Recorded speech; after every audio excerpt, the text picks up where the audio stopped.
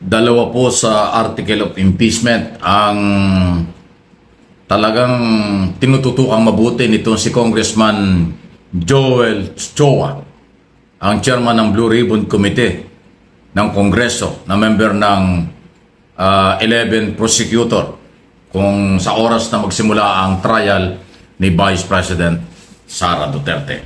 Ang dalawang ito ay ang bank account at saka po tinatawag na yung Statement of Asset Liabilities o SALN. Okay? Inamin na rin po ni Congressman Chua na itong tagal at nabibiting trial, posibleng may matamper daw or magkaroon ng problema yung kanilang mga dokumento na ebidensya laban sa Vice President. At yung kanilang mga testigo, napakahalaga ng testigo, na magpapatunay doon sa article of impeachment, baka daw maimpluwensyahan, baka matakot, o baka magbago. Yan ang pinangangambahan nila. Ito kasing dalawang issue na tingin ni Congressman Chua ay malakas. Ito yung bank account na di umano merong malaking pera na hindi malaman kung saan galing. Yan ang gusto nilang patunayan. At ito ay meron ng initial na hawak sila o may hawak ng mga dokumento, may mga bank record. Sana naman huwag mangyari na baka matamper dito, baka ma-delete yan, kung ano man, pero mukhang pagkaho bank record, hindi basta-basta nawawala. Yun namang Statement of Asset and Liabilities, alam nyo yung SALN, nadudoktor kasi yan.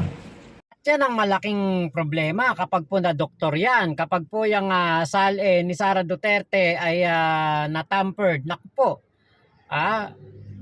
Yan yung hindi naiisip nito si Senator Chis Escudero na pwede pong gawin ng isang vice-presidente na may kapangyarihan po na gawin ang mga bagay na ito. Diba? Nako, Senator Chis, sana naman makinig ka sa taong bayan. Pag meron kang kasapakat sa gobyerno kung saan nagpapile ng Statement of Asset, Liabilities, and Network, yan ay pwedeng palakihin, pwedeng paliitin, pwedeng baguhin ng date, pwedeng nagagawa ng paraan nila yan. Yan ang pinangangambahan ngayon ng isa sa mga prosecutor.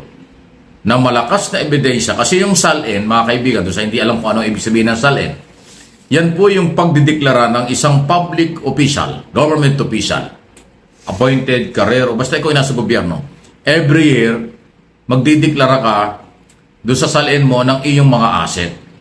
Lahat ng asset mo, bahay, kotse, iba pang ari-arian mo, dito at sa abroad, dito at sa probinsya, kailangan mong ilagay dyan, pati cash mo sa bangko at iba pa. Basta asset mo. Pag hindi mo idineklara yan, pwede kang kasuhan dyan. Kung halimbawa naman, meron kang mga asset, meron kang tinatagong kayamanan, dahil hindi mo nga inilagay sa Statement of Asset and Liabilities Network, pwede ka rin kasuhan.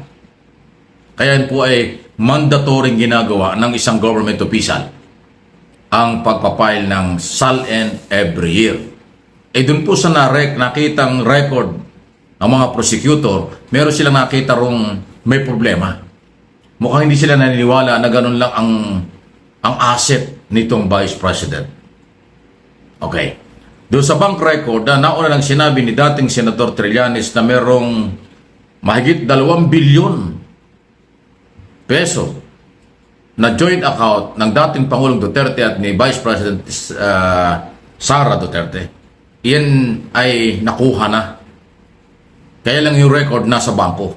Ibig sabihin yung original. Pero may kopya ko. At napatunayan dahil ilang beses yata naghulog dyan, tinanggap ng account na nakapangalan sa mag-ama yung initial na deposit na sinubukang gawan or subukan kung okay pa yung bank account. Ay napatunayan. So, siyempre, ang mga bangko, ang may-ari niyan, private bank, pwede lang itago yan, pwede ano, pero yun ang pinangangambahan nila. Dalawa ito sa mabigat na kanilang sinasabi. Doon kasi sa ibang iso, kasi pito nga yan, yung graft in corruption, sa DepEd, yung suhulan ng 50,000 each bawat opisyal ng DepEd, hindi yun mabubura kasi may mga testigo sila ron. Yung pagdududa ko saan ginamit ang confidential fund, intelligence fund, may dokumento rin, may record din sa COA, hindi mawawala yun. Kung sino ang tumanggap ng pera base doon sa acknowledgement receipt. Yung Mary Grace Peatos, saka yung Kokoy Kiko, Kokoy Villamin at iba pa. at yung record ng Philippine Statistics Authority na walang Pilipino na birth certificate na ganun tao, marriage contract o kaya ay death certificate. So parang ghost employees. Wala talaga eh. Yun, hawak nila yun. Na sinabi ni Congressman Jinky Luistro ng 2nd District ng Batangas Province, na matibay sa kanyang paniniwala ang confidential pa na hindi ma-justify, hindi may papaliwanag ni Sara sa trial. Kaya doon daw pwedeng maging guilty si Sara. Okay? Doon pa lang yan. Ay pito po yung article of impeachment. So, yun ang pinangangambahan ng mga prosecutor na baka magbago ito. Balikan ko lang yung salin. Yung kasing salin po government lang ho ang may hawak niyan na pwede nilang madoktor-doktor talaga yan. Okay? Yung mga bank account naman, bank manager or mga ang may hawak niyan, maliban lang kung siyempre may record ng central bank, hindi nila pwedeng itago. Pero lahat yan isusomon, papatawag ng impeachment court pag tinatraya. Yan yung kaso ni Sara Duterte. At yan din ang posibleng pinangangambahan, kinatatakutan ng Team Duterte. Kasi pag yan po ay lumabas na saan galing ang malaking volume ng pera, tapos hindi halimbawa, hindi nakadeklara sa salin, may problema na. Kaya gagawin po nila ang lahat para po malinis ang kanilang mga gusot, malinis ang kanilang mga kalat, malinis ang kanilang mga pangalan dito po sa mangyayaring impeachment trial. Aba, nako. Kapag po lumabas kasi ang katotohanan na mayroon pong ill-gotten wealth, mayroong bilyong-bilyong pera, itong si Sara Duterte at ang kanyang ama, nako, saan kaya galing yun, di ba? Totoo kaya yung chismis na galing sa Pogo, di ba? Kasi ang Pogo, hindi po nagbabayad ng maayos na tax ang Pogo. Pero nagpapatuloy po ito. At ayon po sa mga bulong-bulungan, basta ikay naglalagay, abay diretso ang Pogo. Pag napatunayan na maraming pera, tapos hindi nakasali doon sa Statement of Asset and Liabilities na kung ilang taon, halimbawa 2 taon, 3 taon, halos nung 3 taon na. Dahil 2022 nahalal bilang pangalawang Pangulo si Sara at na-appoint bilang DepEd Secretary.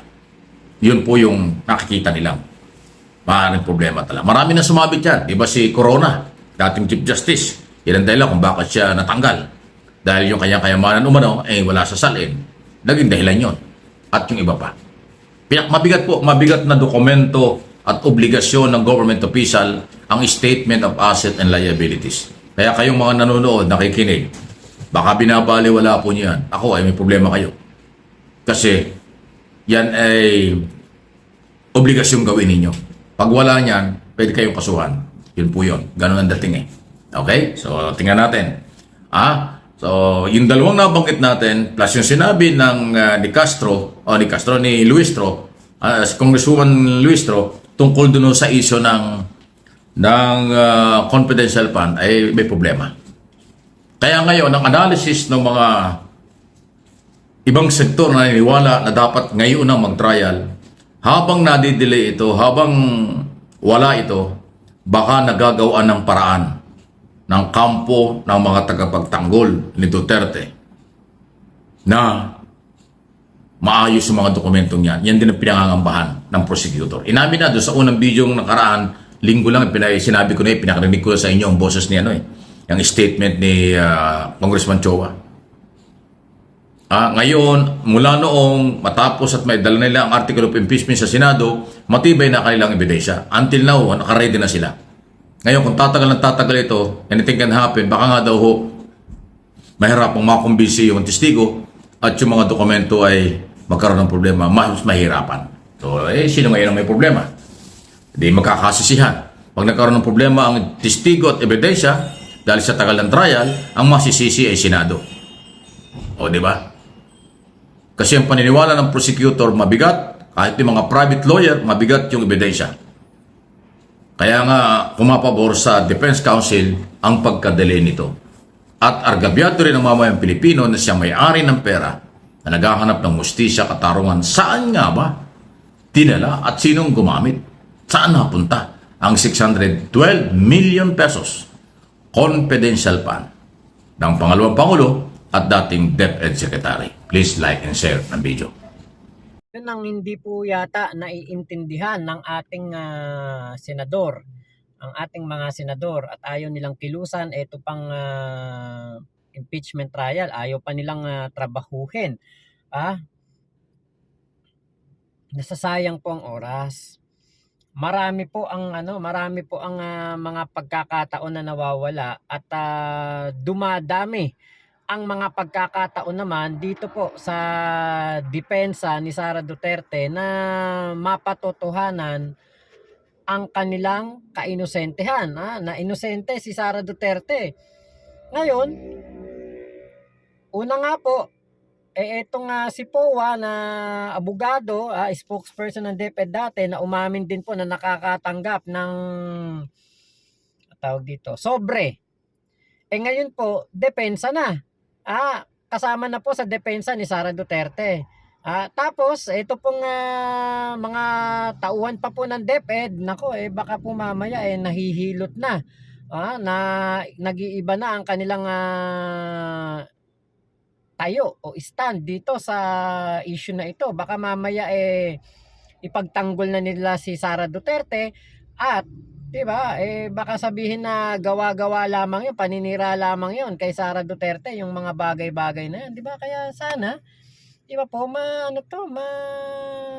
isip naman ng ating mga senador na habang dinidelay po nila ang impeachment trial, lalo pong lumiliit ang tsansa na lumabas ang katotohanan at lalo pong lumiliit ang tsansa na mabigyan ng hustisya ang pera ng taong bayan.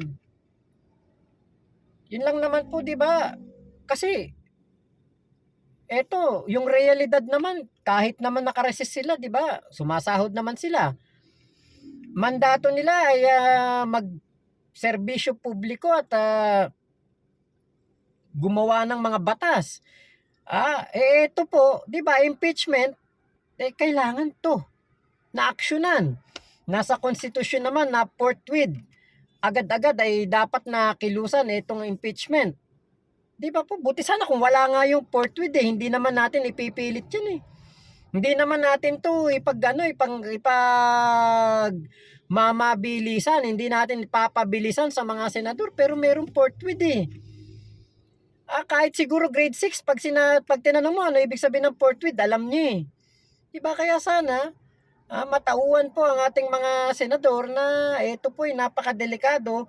Kapag hindi po nila ito kinilusan agad-agad, maaring si Sara Duterte po ay makaligtas